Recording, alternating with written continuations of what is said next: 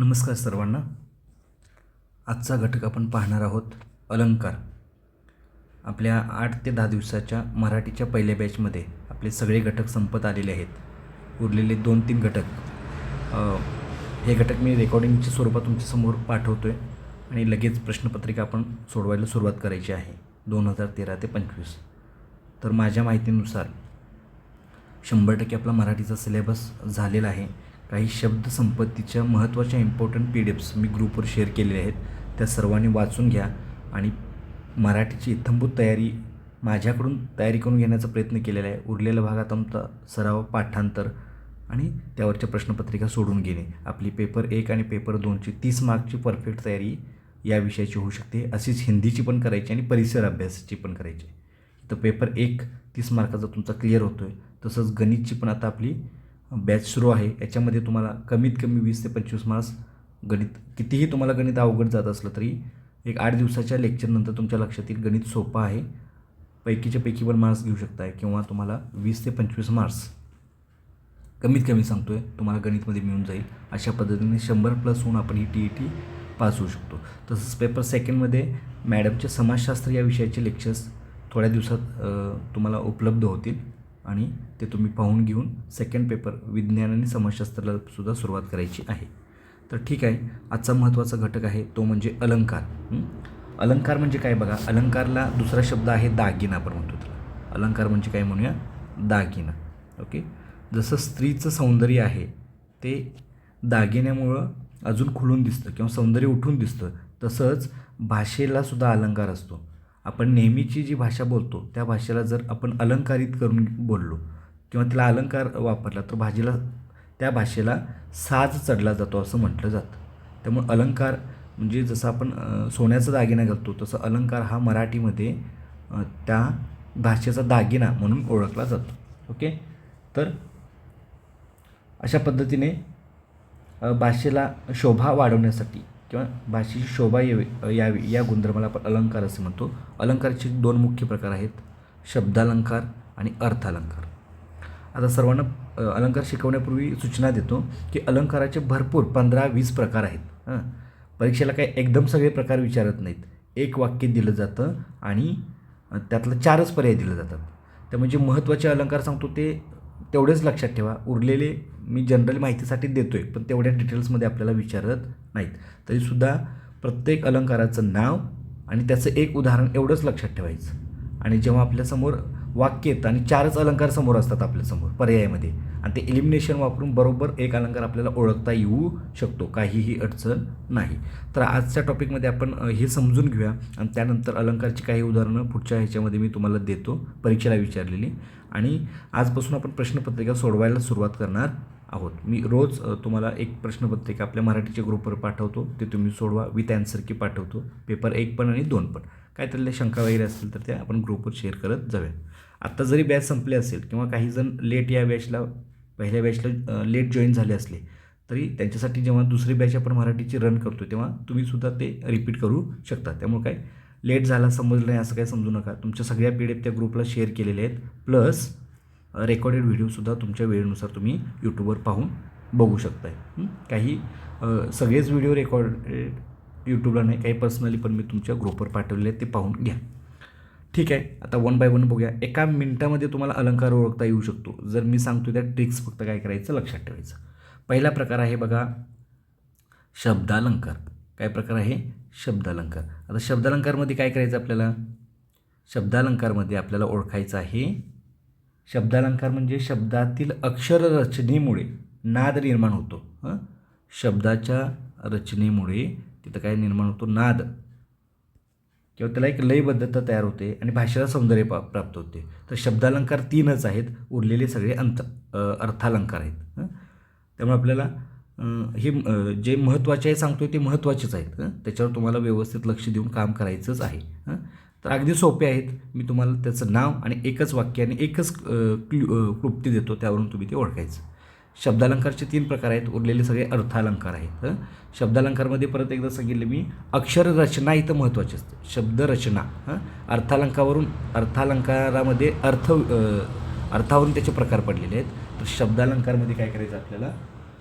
शब्दावरून काय करायचे आहेत, त्याचे नादमयता किंवा भाषेला सौंदर्य प्राप्त झालेले असते. उदाहरणार्थ पहिला अलंकार आहे अनुप्रास, दुसरा अलंकार आहे यमक आणि तिसरा अलंकार आहे श्लेष. हे शब्द अलंकाराचे 3 मुख्य प्रकार आहेत. अनुप्रासमध्ये काय होतं एवढंच लक्षात ठेवा, एकाच अक्षराची काय होते पुनरावृत्ती, रिपीट होते. य य य म म म असं त्याच ह्याच्यामध्ये काय केला जातो, अनुप्रासमध्ये शब्दांची पुनरावृत्ती होते. शब्दांची म्हणा किंवा अक्षरांची काय होते पुनरावृत्ती होते, एकच अक्षर परत परत येतो. उदाहरण देतो तुम्हाला.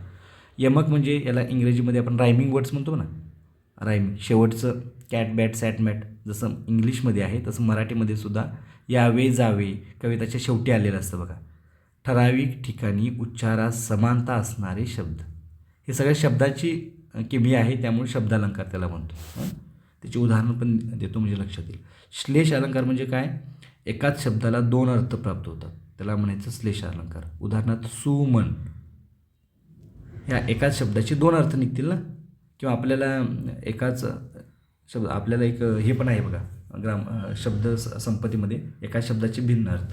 सुमन त्याचे 2 अर्थ होईल, फुल असा पण होईल, किंवा सुमन म्हणजे चांगली मन होईल. असं 2 अर्थाचा आला तर श्लेष अलंकार.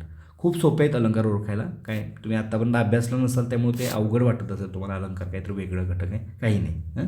आता एकेकाचे उदाहरण देतो म्हणजे तुमच्या लक्षात येईल.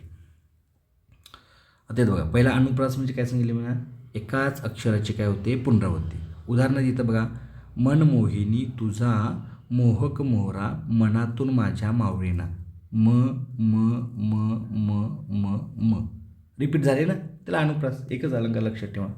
किंवा याच्या अगोदर तुम्ही वाचला असेल वगैरे, गडद निळे, आपल्या PDF मध्ये हे सगळं आलेलं आहे बरं का, ते सगळं लिहित नाही, PDF मध्ये नंतर वाचून काढा. एकच उदाहरण, सगळीच उदाहरणं काय वाचायला पाहिजे असं काही गरज नाही. व्याख्या अनुप्रास म्हणजे रिपिटेशन होतं एवढं लक्षात ठेवायचं. एखादा शब्द अक्षर काय होतं, अक्षर रिपीट येत जातं. उदाहरणार्थ गडद निळे, द रिपीट झाले बघा. निळे जलद भरुणी आली, जलद द इतर रिपीट झाले, जलद भरुणी आले. शीतल तनू, चपल चरण, चपल परत ल आले बघ, चपल चरण. अनिल घन निघाले, अनिल ल. अशा पद्धतीने अनुप्रास म्हणजे एकाच अक्षराची पुनरावृत्ती. दॅट्स इट, याच्या पलीकडे काही नाही. अनुप्रास अलंकार. यमक म्हणजे काय, आपल्याला कुठल्या टॉपिकमध्ये मास्टरी मिळवायची नाही. परत एकदा सांगतो, अभ्यास करताना तेवढाच मोजका करा. बाकीच्या ठिकाणी यूट्यूबवर म्हणा किंवा बाकीच्या लेक्चरमध्ये भरमसाठ माहिती दिली आहे, त्याची काय गरज नाही आपल्याला. एवढं जरी लक्षात आलं तरी आपल्याला TET पास व्हायची आहे फक्त. एवढं लक्षात घ्या. अनुप्रास एकाच अक्षराची पुनरावृत्ती, आणि वाक्य बघितल्यानंतर लक्षात येते, वाचल्यानंतर सरावानंतर एखादा अक्षर रिपीट झालेला आहे तर तो अनुप्रास. यमक म्हणजे काय, रायमिंग. ठराविक ठिकाणी उच्चारात समानता असणारे शब्द. उदाहरण तिथं यमक अलंकार बघा, करावे मरावे, जावे खावे, अभंगांची रचना वगैरे करताना त्याचा उपयोग झालेला आहे बघा. सुसंगती सदा घडो, वाक्याची सुरुवात बघा, ऐकलंय तुम्ही, सुसंगती सदा घडो, सुजन वाक्य कानी पडो. PDF मध्ये दिले ते व्यवस्थित वाचून घ्या. सुजन वाक्य कानी पडो, कलंकमतीचा झडो, अभंगामध्ये ही रचना असते. विषय सर्वथा नावडो, घडो पडो झडो नावडो. अशा पद्धतीची काय असते वाक्याची रचना, त्याला म्हणायचं यमक अलंकार. उदाहरण इथं पण दिलेलं आहे बघा, मना सचना भक्तिपंथेची जावे, तरी श्रीहरी पाविजे तो स्वभावे, वे आलेलं आहे बघा इथं. तर सोपा आहे, काही अवघड नाही. लक्षात येतं का मग. आणि तिसरा अलंकाराचा प्रकार आहे श्लेष अलंकार. श्लेष म्हणजे काय हो, एका शब्दाला 2 अर्थ इथं प्राप्त झालेले असतात. उदाहरणार्थ सुमन, मगाशी सांगितलं तसं. सांगलीला येतेस का, तर या शब्दाशी 2 अर्थ येतील. सांगलीला येतेस का म्हणजे सांगली शहराला येतेस का. आणि सांगलीला त्याचा दुसरा पण अर्थ होतो बघा, सांगलीला. मराठी भाषाची फार ही अशी वैशिष्ट्य आहेत. सांगलीला, लीलाला विचारलेलं आहे. तर एकाच शब्दामध्ये 2 अर्थ लपलेले आहेत, म्हणून त्याला श्लेष अलंकार. श्लेष म्हणजे एकाच शब्दाचे 2 अर्थ. लक्षात येते बघा. थोडक्यात परत एकदा सांगतो. अनुप्रास शब्दांचं रिपिटेशन, यमक घडो पडो झडो नावडो, म्हणजे उच्चार कवितेच्या मध्ये शेवटीच असं नाही, मध्ये शेवटी वगैरे ते अशा पद्धतीची शब्दरचना केली असते. श्लेष म्हणजे एका शब्दाचे दोन अर्थ. झालं. इथं आपल्याला शब्दालंकार शॉर्टमध्ये तुम्हाला क्लिअर करून दिलेला आहे. त्यानंतर घटक आहे बघा, त्यानंतर बघणार आहे आपण अर्थालंकार. अर्थालंकाराचे श्लेष अलंकाराचे उदाहरण आपण बघितलं. अजून एक उदाहरण सांगतो श्लेष अलंकाराचे. मित्राच्या उदयाने कोणाला आनंद होत नाही? मित्राच्या उदयाने कोणाला आनंद होत नाही? आता मित्र इथं दोन अर्थानं वापरले. मित्र म्हणजे आपला सखा सोबती आणि दुसरा मित्र म्हणजे सूर्य, अशा अर्थाने इथं वापरलेलं आहे. अशा पद्धतीने त्यानंतर आहे बघा पुढं अर्थालंकाराचे तर बरेचसे प्रकार आहेत. तर त्यातले मेन प्रकार हे फिक्सच मी सांगतो तेवढे प्रकार फिक्सच करून ठेवा. एक 10 प्रकारच फक्त फिक्स ठेवायचं. उरलेले प्रकार तुम्ही थोड्याफार प्रमाणात लक्षात ठेवलं चालते. एवढ्या डिटेल्समध्ये आपल्याला विचारत नाही. त्यानंतर आहे बघा शब्दालंकार झालं. दुसरं आहे अर्थालंकार. अर्थालंकाराचं काय होतं बघा, उपमा, उत्प्रेक्षा, रूपक हे पण विचारतात. अर्थालंकार काय होतं? वाक्यात किंवा वाक्याच्या चरणात वापरलेल्या शब्दांच्या अर्थामुळे, मगाचं शब्दामुळे फक्त होतं, शब्दांच्या रचनेमुळं. आणि अर्थालंकारमध्ये अर्थामुळे काय होतात? त्या भाषेला सौंदर्य प्राप्त होतं, म्हणजे मराठी भाषेला. त्याला आपण काय म्हणतो? अर्थालंकार. इंग्रजीमध्ये पण अलंकार आहेत, लक्षात ठेवा. इंग्रजीचे याच्यामध्ये प्रत्येक विषयामध्ये ते हे असतं. ठीक आहे. तर अर्थालंकारमध्ये बघा उपमा, आता हे प्रकार आहेत ते बघूया आपण. आता पहिल्यांदा यावर पण प्रश्न आपल्याला विचारलेला आहे, तर आपल्याला हे माहिती पाहिजे. उपमेय आणि उपमान म्हणजे काय? उपमेय म्हणजे ज्याची तुलना करायची आहे ते, ज्याची तुलना करायची असते, म्हणजे हे ह्याच्यासारखं आहे. उपमान म्हणजे ज्याच्याशी तुलना करायची. यावर प्रश्न विचारलेला आहे. उपमेय म्हणजे काय? उपमान म्हणजे काय? उपमेय म्हणजे ज्याची तुलना करायची आहे ते, आणि उपमान म्हणजे ज्याच्याशी तुलना करायची आहे ते. तर उपमामध्ये हे काही शॉर्ट इथं दिलेलं आहे, ते लक्षात ठेवा. उपमा अलंकारामध्ये काय केलं जातं? साम्य किंवा सारखेपणा दाखवला जातो. उपमा अलंकारामध्ये साम्य हे ह्याच्यासारखं आहे, साम्य किंवा सारखेपणा दाखवलेला असतो. म्हणजे उपमेय हे उपमानच आहे असं थोडक्यात त्याचा. आणि याचे क्ल्यू सांगतो तुम्हाला. समानता किंवा साम्यपणा दाखवला जातो, आणि हे शब्द वापरले जातात. हे शब्द आले की लक्षात ठेवायचं तो उपमाचा अलंकार आहे. समान, गत, परी, सारखे, जसा, जेवी असे शब्द वापरले की ते समानता, साम्य, तुलना करताना वापरलं जातं. त्याला उपमा अलंकार म्हणतो. नंतर आहे बघा उत्प्रेक्षा अलंकार. आता उपमा अलंकाराचे इथं उदाहरण देतो बघा. असेल तेथे वाहत सुंदर दुधासारखी नदी आहे. कशी आहे? दुधासारखी आहे. असेल तेथे वाहत दुधासारखी नदी.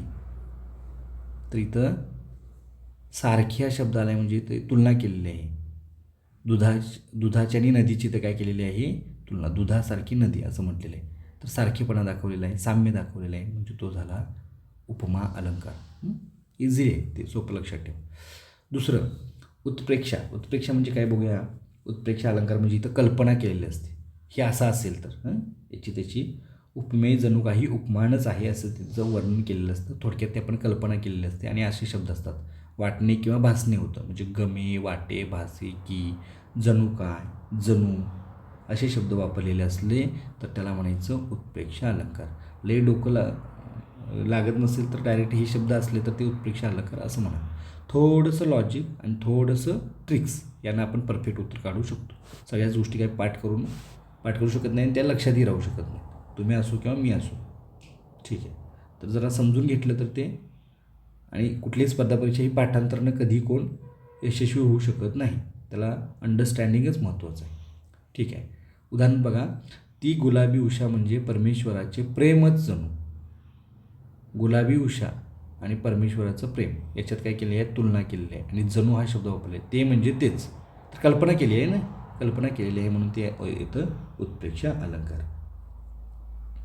तर सोपं आहे ते, त्यात काय अवघड नाही. त्यानंतर आपण बघूया, अजून एक उदाहरण देतो बघा. रत्नाचा जणू रत्नाचा जणू ताटवा. ताटवा बाकीच काही बघायची गरज नाही. जणू आलंय म्हटल्यानंतर ते उत्प्रेक्षाचा अलंकार असणार आहे. ताटवा झळकतो मोर पिसारा तुझा. मोर पिसारा तुझा. मोराच्या पिसाराशी मोर पिसारा तुझा. रत्नाचा जणू ताटवा मोर पिसारा तुझा. कल्पना केलेली आहे ना, त्यामुळे ते जणू शब्द आला आहे, कल्पना केलेली आहे, त्यामुळे उत्प्रेक्ष अलंकार. एवढंच लक्षात ठेवा. पुढं आरशातील चांदण्या जणू फुलांची पखरं.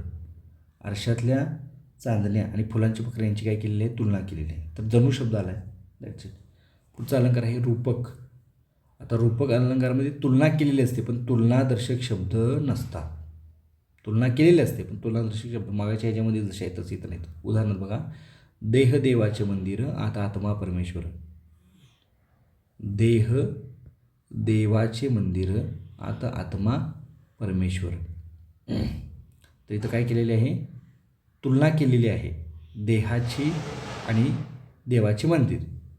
देह देवाचे मंदिर आता आत्मा परमेश्वर. पण इथं कुठेही तुलनादर्शक शब्द नाही, म्हणजे तो रूपक अलंकार आहे. तुलना केलेली आहे पण तुलनादर्शक शब्द नाही. दोन्ही एकच आहे किंवा त्यांच्यामध्ये एकरूपता दाखवण्याचा ते आणि ते एकच आहे अशा अर्थानं. तर तुलनादर्शक शब्द नसले अशा प्रकारची रचना असेल तर त्याला रूपक अलंकार असे म्हणतात. तर इझिली लक्षात ठेवा. त्याचा अजून एक महत्त्वाचे अलंकार घेतो, बाकीचे नंतर सांगतो. थांबा, महत्त्वाचे आहेत तेवढे तुम्हाला घेतो. हा एक अतिशयोक्ती अलंकार. म्हणजे अशक्य गोष्टी उगाच हे करून सांगितले जातात ना, फुगवून सांगितले जातात अतिशयोक्ती अलंकारामध्ये. फुगवून सांगणे. आपण व्यवहारात बरेच व्यक्ती आहे आपल्याला आढळतात की आपणही काही वेळा फुगवून सांगतो अतिशयोक्ती. तर अतिशयोक्तीमध्ये उदाहरण येईल बघा,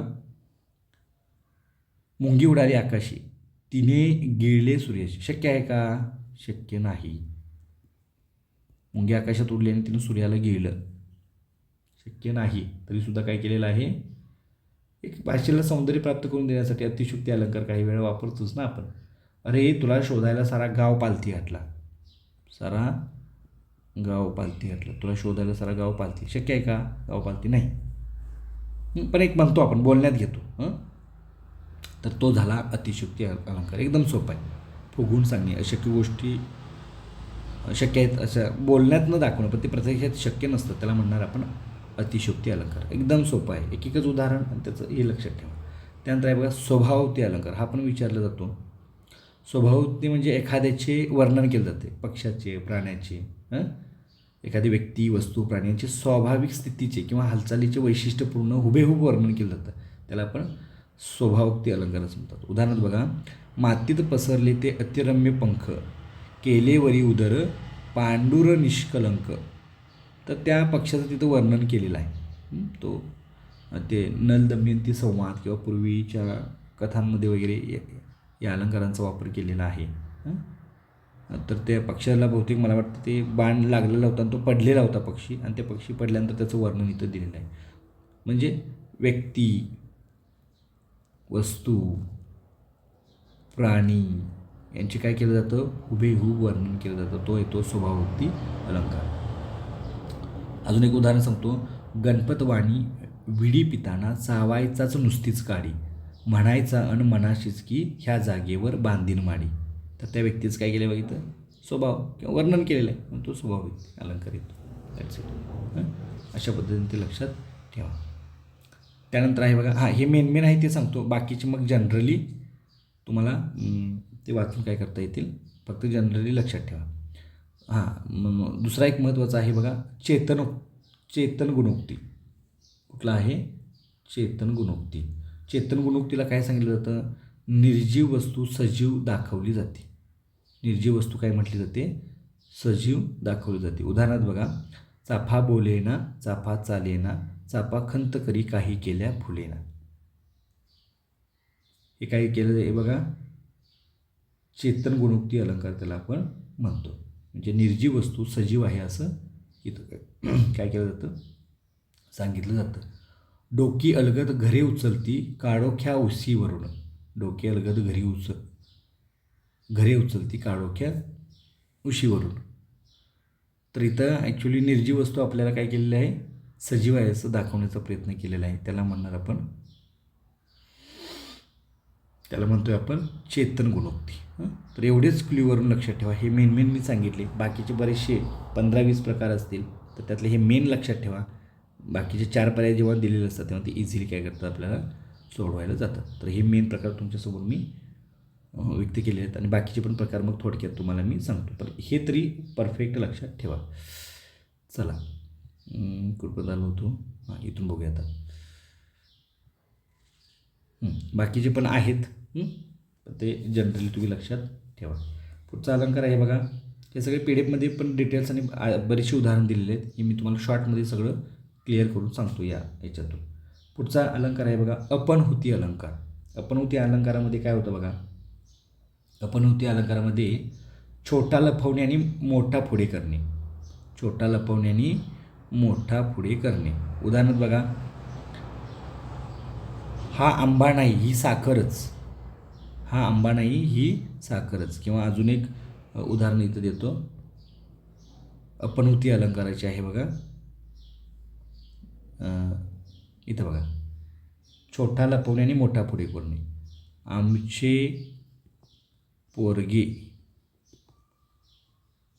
कामाला वाघच आहे.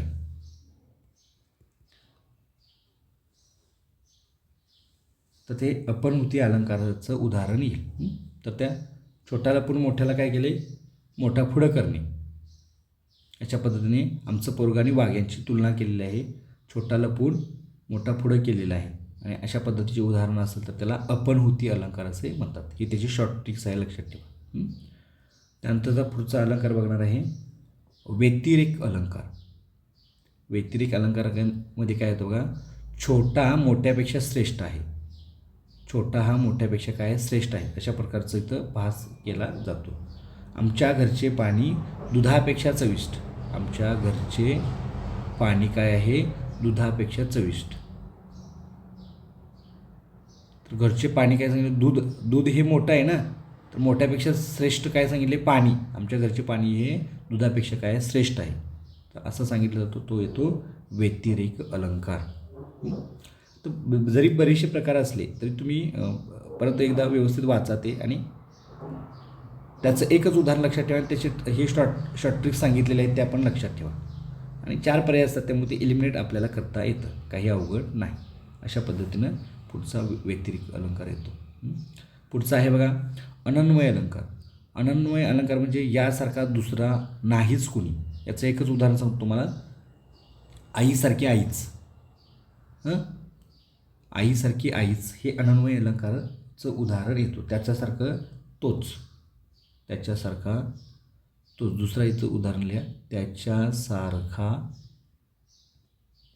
तोच असं म्हणलं तर तो काय, तो अनन्वय अलंकार. उपमेयाचीच उपमा दिली जाते. अन्य दुसरी वस्तू त्याच्यासारखी नाही. आईसारखी आईच दुसरं कोणीच असू शकत नाही. आहे ताजमहल एक जगती, तो त्याच्या परी. त्याच्यासारखं दुसरी कुठलीही जगात हे नाही, म्हणून त्याला आपण जागतिक आश्चर्य म्हणतो ना. तर ताजमहलसारखा तोच आहे, त्याच्यासारखा दुसरा कोण नाही. झाले बहु होतील बहु आहेतही बहु, परंतु या सम हा. परंतु याच्यासारखा दुसरा कोणी होणे नाही. हे आपण भाषणात वगैरे वापरतो ना, अशा पद्धतीनं. समर्था या जगी तुझसम असे तूच असशी, तुझ्यासारखा तूच, याला म्हणायचं अनन्वय अलंकार. एकदम सोपा आहे. त्याच्यासारखा तोच असेल तर त्याला आपण काय म्हणतो, अनन्वय अलंकार. अशा प्रकारे हे उपमा उत्प्रेक्षा रूपक झालं. अपनहुती, व्यतिरिक्त, अनन्वय. ही PDF तुम्हाला पाठवलेली आहे, परत एकदा तुम्ही काय करा, वाचून घेऊ शकता. इथं अनन्वय अलंकाराचं हे पण उदाहरण बघा. अनन्वय आहे ताजमहल एका जगती, तोच त्याच्यापरी. अशा पद्धतीने अमृताहुनी गोड नाम तुझे देवा. तर इथं कुठला अलंकार येतो, व्यतिरिक्त अलंकार आहे. तर अलंकार येईल बघा व्यतिरेक अलंकार. त्याचं क्लू मी सांगितलं, छोटा मोठ्यापेक्षा काय आहे, श्रेष्ठ आहे असं दाखवलं जातं. आणि हा अपनहुती अलंकारामध्ये येईल. आणि मगाशी दिलेले उदाहरण अपनहुती पण होती अलंकार. मोठा मागे आणि छोटा काय करायचं, पुढं करायचं आपल्याला. अशा पद्धतीने एक एक उदाहरण त्यावरची लक्षात द्या, ते समजून येईल. हे पण आहे बघा पुढं, दृष्टांत अलंकार. एखाद्याच्या समर्थनात एखादी उदाहरण, याचं एक हे देतो तुम्हाला. एखादा विषय पटवून देण्यासाठी त्याच अर्थाचा दुसरा दाखला दिला जातो किंवा उदाहरण दिलं जातं. उदाहरण, दाखला याच्यात दिला जातो, एवढं लक्षात ठेवा. उदाहरण किंवा दाखला दिला जातो. लहानपण देगा देवा, मुंगी साखरेचा रवा. हे एकच वाक्य लक्षात ठेवा. यावरच प्रश्न आपल्याला विचारलेला आहे दृष्टांत अलंकारामध्ये. काय म्हटलेलं आहे बघा, लहानपण देगा देवा, मुंगी साखरेचा रवा. हे उदाहरण आणि ही व्याख्या पाठच करा किंवा लक्षात ठेवा. लहानपण देगा देवा, मुंगी साखरेचा रवा. ऐरावत रत्न थोर, त्यास अंकुशाचा मार. हे पण उदाहरण लक्षात ठेवा. ऐरावत रत्न थोर, त्यास अंकुशाचा मार. तर तिथं उदाहरण देऊन काय केलेलं आहे, त्या एखाद्या विषयाचं महत्त्व पटवून दिलेलं आहे. उदाहरण दिलं जातो, त्याला आपण दृष्टांत वापरला म्हणतो बघा. त्याचं उदाहरण द्यायचं झालं तर अशा पद्धतीने त्याचं ते उदाहरण येईल. दुसरं आहे बघा, अर्थांतरन्यास, प्रसंगावरून ओळ निर्माण करणे. अर्थांतरन्यासमध्ये होत काय होते बघा, प्रसंगावरून काय केली जाते, ओळ निर्माण केली जाते. उदाहरणार्थ, निवडी वेगळे क्षीर आणि पाणी, राजहंस दोन्ही वेगळाली. तुका म्हणे येथे पाहिजे जातीचे, एरा गवायचे काम नाही. ही जी उदाहरण आहे, हे कशाचं उदाहरण दिलेलं आहे, दृष्टांत अलंकाराचं. दृष्टांत अलंकार. अर्थांतरन्यासमध्ये प्रसंगावरून ओळ निर्माण केली. एखादा प्रसंग तयार झाल्यानंतर हे उदाहरण तयार होईल बघा. कठण समय येता कोण कामास येतो. म्हणजे एखादा असा अनुभव काहीतरी येतो आणि त्याच्या किंवा प्रसंग असा होतो आणि त्याच्यावरून काय केलं जाते, ही वाक्य तयार केलं जातं. कठीण समय येता कोण कामास येतो, तर तो येतो अर्थांतरन्यास. तर एवढ्या डीपमध्ये नाहीच विचारत, फक्त तुम्हाला मी हे क्लिअर करून देतो. मग अशी अतिशोक्ती बघितलं, फुगून सांगणे. स्वभावती म्हणजे एखाद्या व्यक्ती, वस्तू, प्राण्यांचं काय केलं जातं, उदाहरण सांगितलं जातं. विरोधाभास हा एक अलंकार आहे. विरोधाभास म्हणजे काय हो, दोन विरुद्ध संकल्पना सांगण्याचा प्रयत्न केला जातो. उदाहरण देतं बघा, जरी आंधळी मी तुला पाहिले. विरोध दाखवला आहे. मी आंधळी असतो तरी सुद्धा तुला पाहिले. हे म्हणजे काव्यरचना असते आणि त्यातून एक भाषेला सौंदर्य प्राप्त केलं जातं. अशा पद्धतीनं त्याचा वापर केला जातो. तर तो येणार आहे विरोधाभास अलंकार. जरी आंधळी मी तुला पाहिले. तर आंधळ्याने कसं काय पाहू शकतो, तर तिथं विरोधाभास दाखवलेला आहे, म्हणून त्याला म्हणणार आहोत विरोधाभास अलंकार. अशा प्रकारे हे अलंकाराचे प्रकार आपण पाहतो. मग अशी चेतन गुणोक्ती बघितलं. बाकीचे हे जनरली आहेत, ते तुम्हाला मी सांगतो आहे. सगळेच काही तुम्हाला लक्षात ठेवायचं असं काही नाही आहे. यातले मोजकेच आपल्याला परीक्षेला वारंवार विचारले जातात. अन्योक्ती अलंकार. एकाला पाहून दुसऱ्याला लागेल असे बोलणे. लेकी बोले सुने लागे. आपल्याला माहिती आहे, त्याला आपण अन्योक्ती अलंकार असं म्हणतो.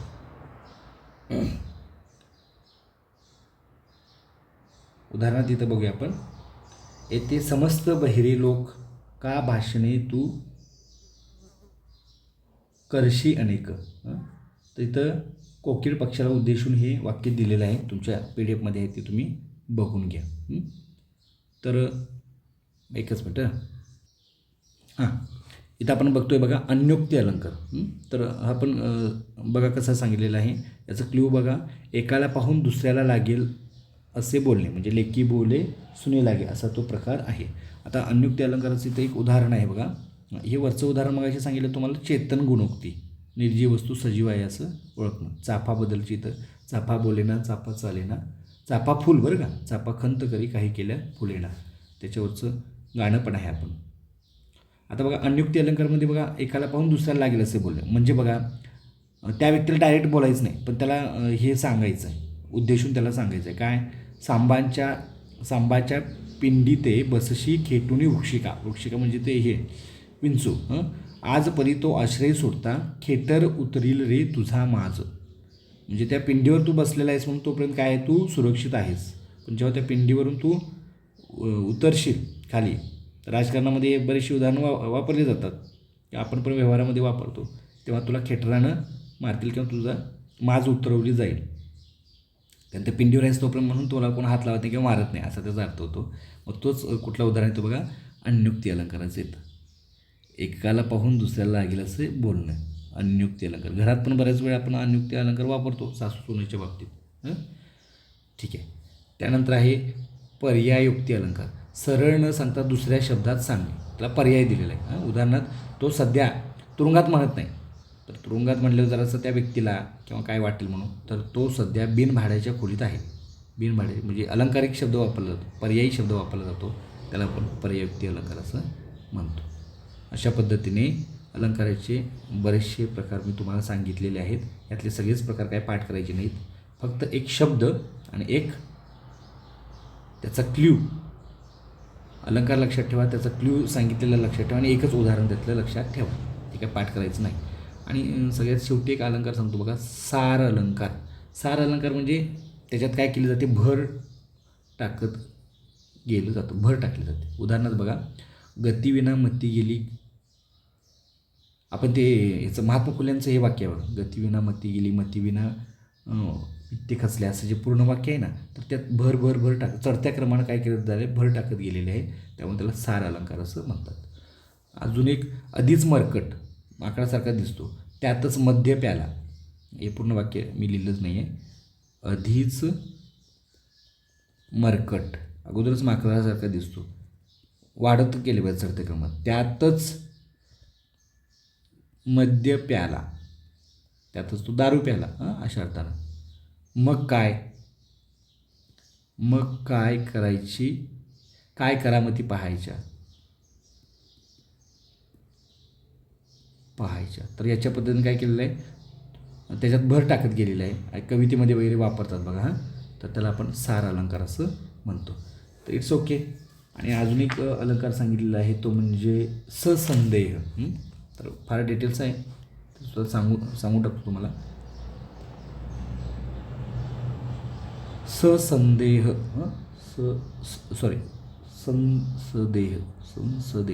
संसदेह म्हणजे काय, त्याचं थोडक्यात क्ल्यू सांगतो तुम्हाला. संभ्रम किंवा संशय किंवा द्विधा अवस्था असं इथं हे केलं जातं. संशय किंवा द्विधा अवस्था इथं काय केली जाते, सांगितली जाते. साप म्हणजे दोरी समजणे किंवा भ्रांती असं त्याचा अर्थ. साप म्हणजे दोरी समजणे, अशा पद्धतीचं संशय, द्विधा किंवा हेच राहिलं तर त्याला आपण काय म्हणतो, ससंदेह अलंकार म्हटला जातो. त्याचं एक उदाहरण थोडक्यात, साप म्हणजे आपण दोरी समजतो, तर ते त्याच्यामधलं उदाहरण येतं. चंद्र काय असे किंवा पद्मा या संशयांतरी वाणी मधुर ऐकूनी कळले मुखते असे.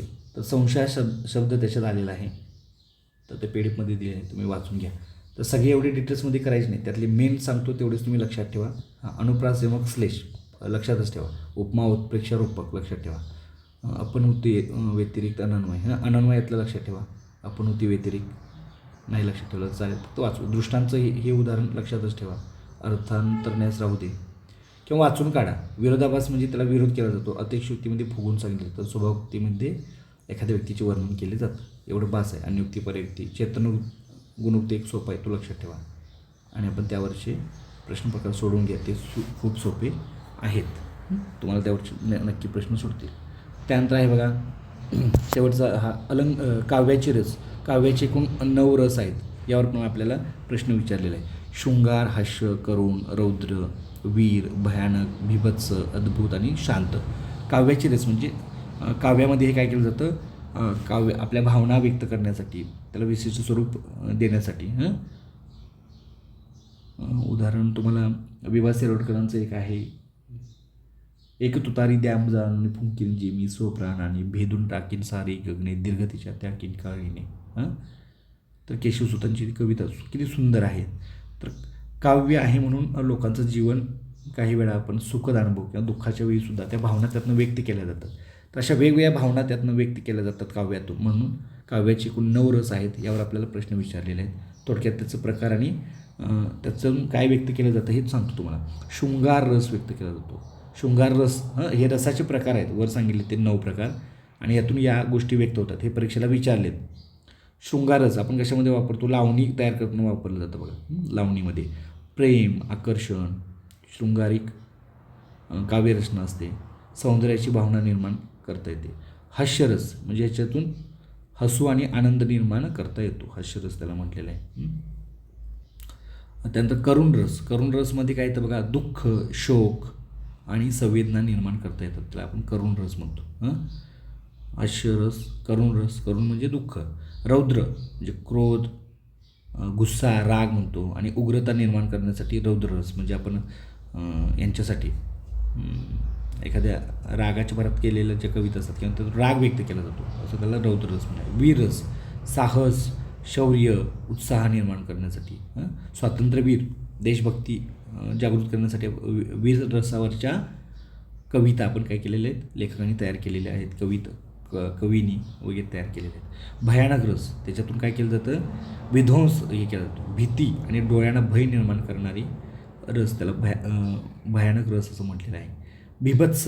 बिभत्स म्हणजे बघा, घृणा, नापसंती, उलवर्ण निर्माण केला जातो. म्हणजे बिभत्स म्हणजे एकदम भयानक, विचित्र अशा पद्धतीचं घृणा, तर तो बिभत्स रस येतो. अद्भुत रस. अद्भुत म्हणजे आश्चर्य, चमत्कार, विस्मय निर्माण केला जातो.